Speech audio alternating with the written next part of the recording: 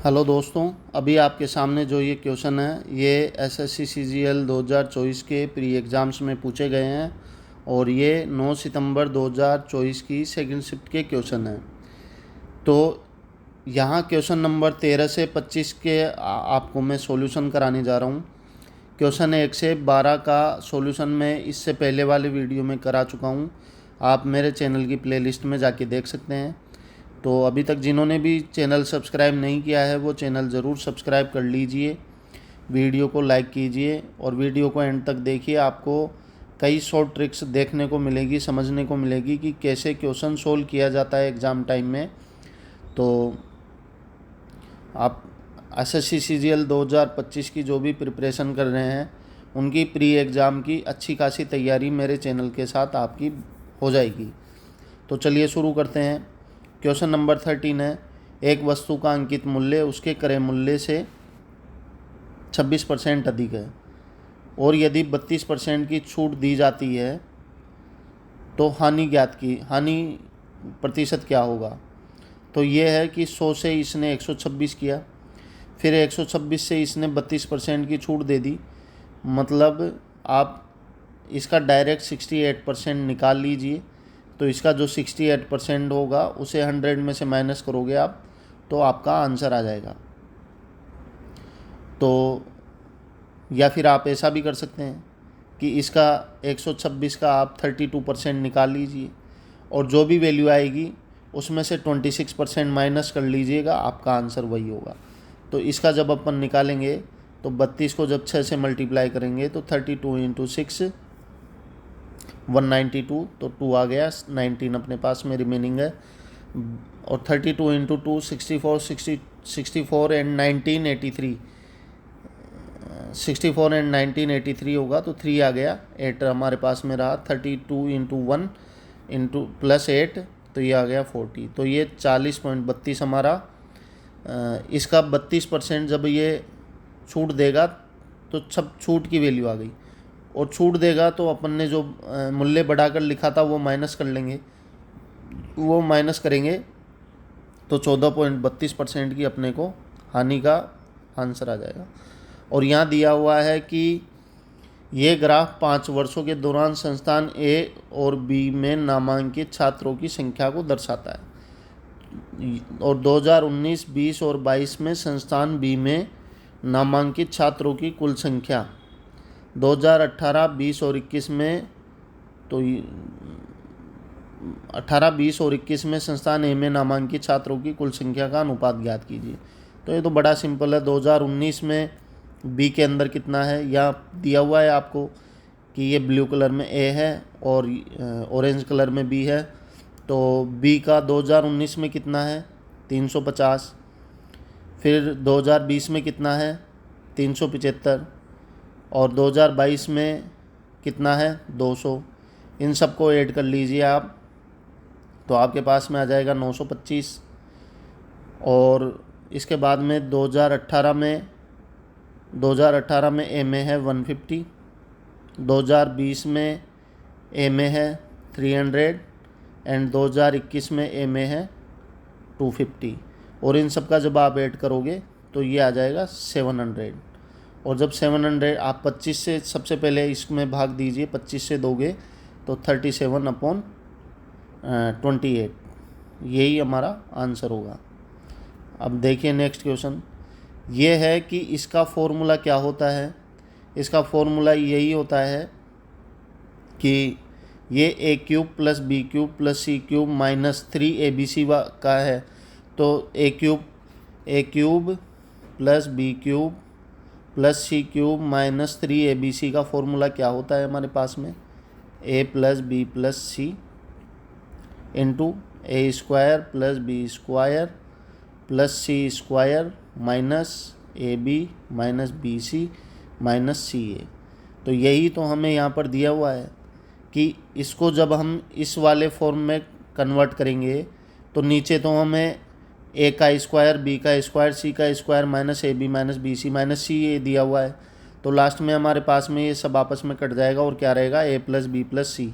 और ए plus B plus सी मतलब 8.3, 9.2 and 6.1 को जब आप ऐड करोगे तो 23.6 आपका आंसर आ जाएगा।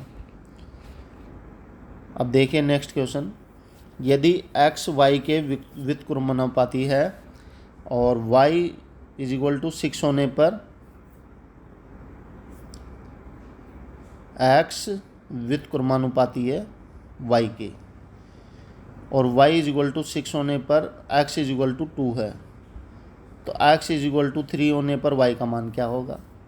अब आप यहाँ पर देखिए x इज इक्वल टू 2, अगर जब इनको करेंगे तो यहाँ पर k कांस्टेंट आएगा और y की वैल्यू आ गई 6, मतलब k का मान आ गया 12।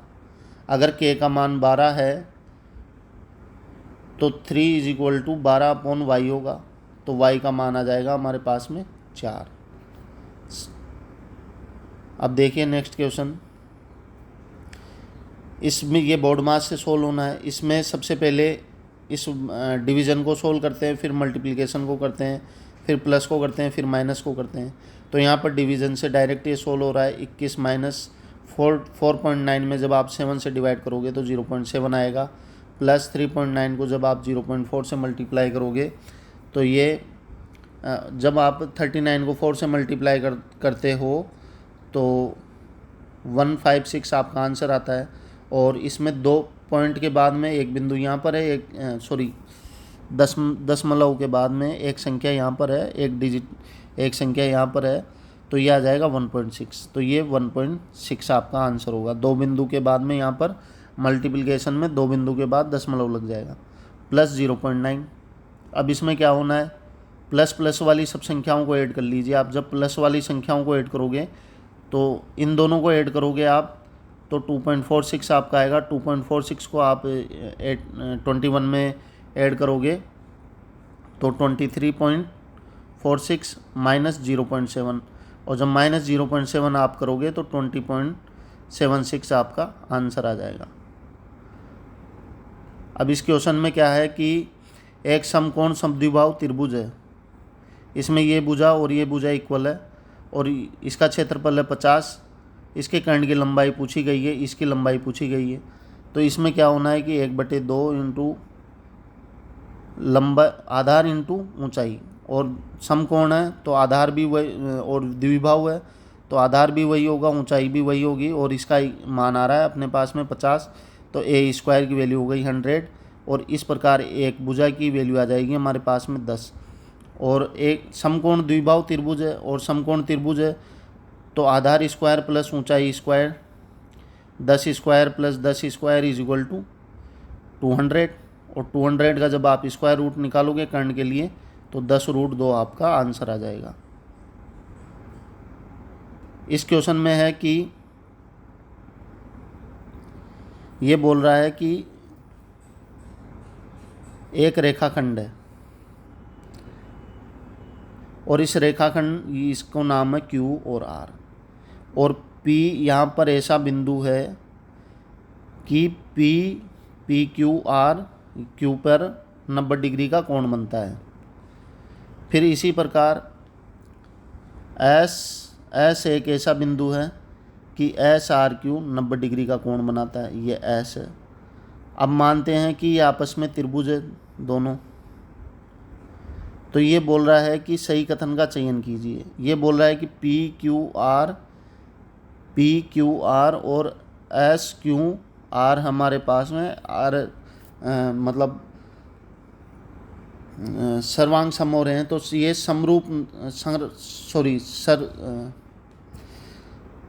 ये समरूप और सर्वांग सम दोनों ही नहीं हो सकते हैं, क्योंकि अगर यहाँ पर क्या है आप ये देखिए कि एंगल जो होता है वो बीच में लिया जाता है हमेशा, अगर एंगल इक्वल होता है तो यहाँ पर SQR में एंगल 90 डिग्री से छोटा आएगा, जबकि PQR में Q पर एंगल 90 डिग्री बन रहा है, तो ये दोनों समरूप हो ही नहीं सकते हैं। इसी प्रकार से त्रिभुज PQR और SRQ में क्या होना है, PQ SR के भुजा PQ भुजा SR के इक्वल है, फिर भुजा QR और RQ दोनों आपस में इक्वल है, और इधर पी क्यू आर में क्यू पर बना कोण समकोण है और एस आर क्यू में एस आर पर बना कोण समकोण है, इसलिए ये S A S side angle and side द्वारा सर्वांग सम होता है। इसी प्रकार से पी क्यू आर में और एस आर क्यू में भी एस क्यू आर में भी सेम होगा, क्योंकि पी क्यू आर में क्यू पर समकोण बनता है जबकि एस क्यू आर में क्यू पर समकोण नहीं बनता है, तो ये भी सर्वांग सम नहीं होगा। और इस प्रकार अपन पी क्यू आर और एस आर क्यू में जब अपन देखेंगे तो ये आर एच एस द्वारा नहीं होगा, क्योंकि ये एस ए एस द्वारा सर्वांग सम होगा। इसमें रूल भी ज़रूरी होता है साइड एंगल साइड द्वारा, तो ये सर्वांग सम होगा। अगर सर्वांग सम एस ए एस द्वारा हो रहा है तो आर एच एस द्वारा नहीं होगा। तो चलिए शुरू करते हैं, देखते हैं नेक्स्ट क्वेश्चन। यदि 5,000 की राशि 3 वर्षों के लिए 15% की साधारण दर पर ली जाती है और 8,000 रुपये की अन्य राशि 4 वर्षों के लिए 12% की साधारण ब्याज पर ली जाती है और हमसे पूछा गया है कि ब्याज का धनात्मक अंतर, तो इसका 3% का साधारण ब्याज क्या हो जाएगा, 5,000 का 45% और 5,000 का 45% कितना होगा, 2250। आप सोल्व कर लेना, बड़ा सिंपल सी कैलकुलेशन है। और 8,000 का 4%, 8,000 का 12 इंटू 4 48% जब अपन निकालेंगे तो ये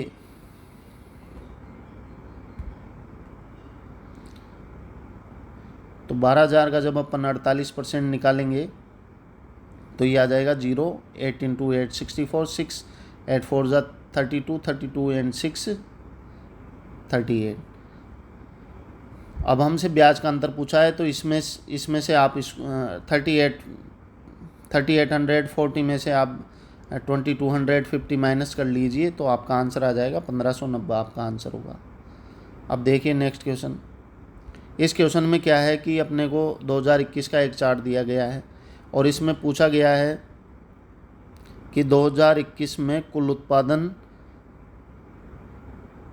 2 करोड़ था, तो 2021 में डी किस्म की कारों के उत्पादन को निरूपित करने वाला केंद्रीय कोण क्या होगा।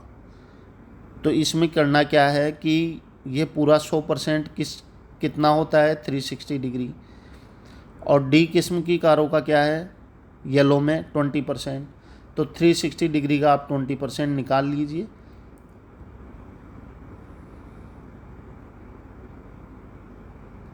— 72 डिग्री आपका आंसर आ जाएगा। 2 करोड़ कारों से आपका कोई लेना देना नहीं है।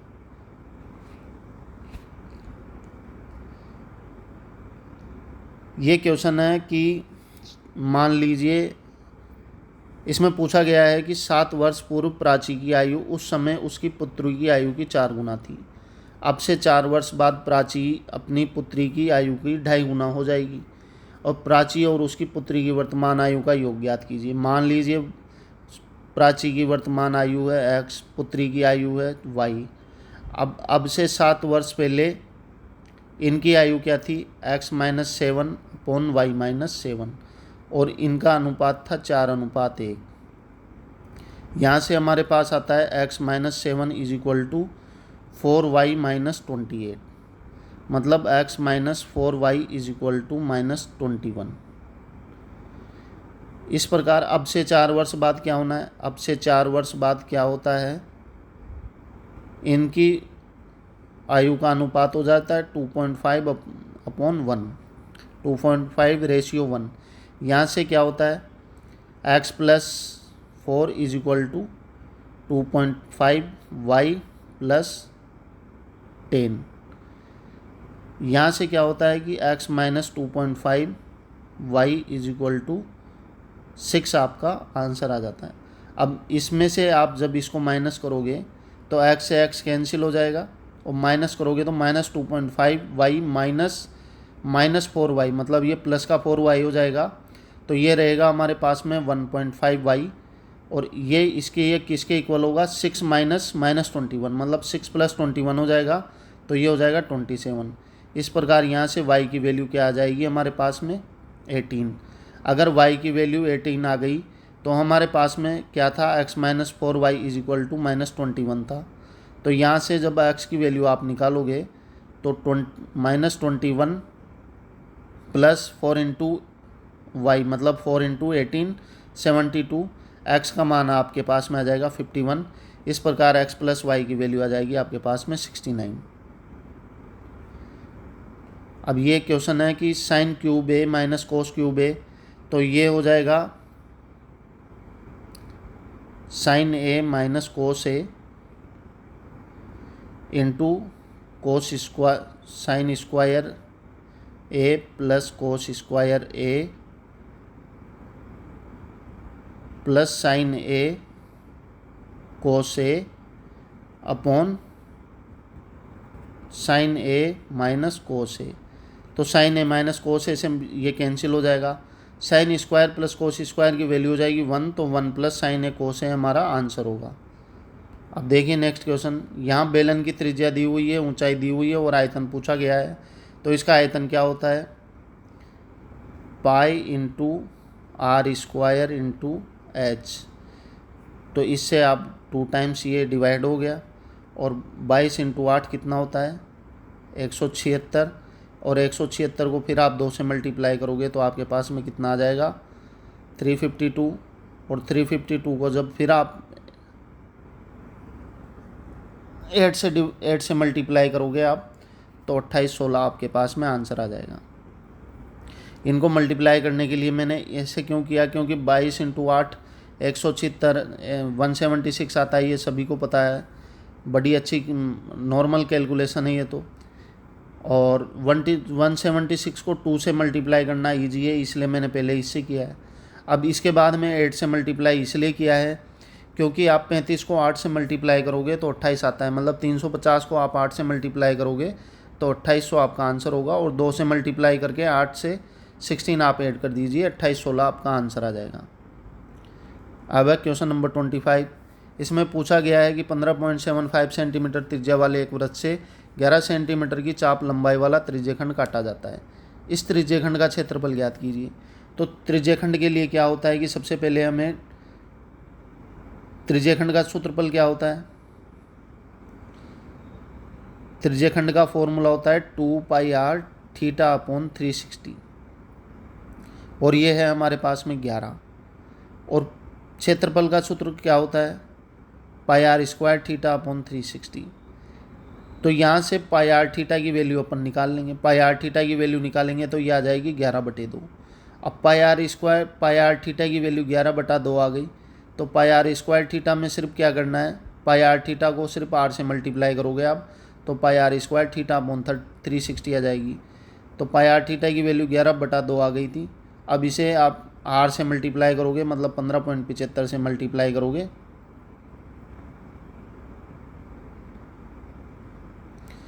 तो आपके पास में आंसर आ जाएगा। और इसके लिए भी आप 15.75 से मल्टीप्लाई करोगे तो 15.75 को सबसे पहले आप 11 से मल्टीप्लाई कर लीजिए और फिर 2 से भाग दे दीजिए, या 11 को 2 से भाग दोगे तो 5.5 आ जाएगा, और 5.5 को आप 15.75 से मल्टीप्लाई कर लेना, आपका आंसर आ जाएगा।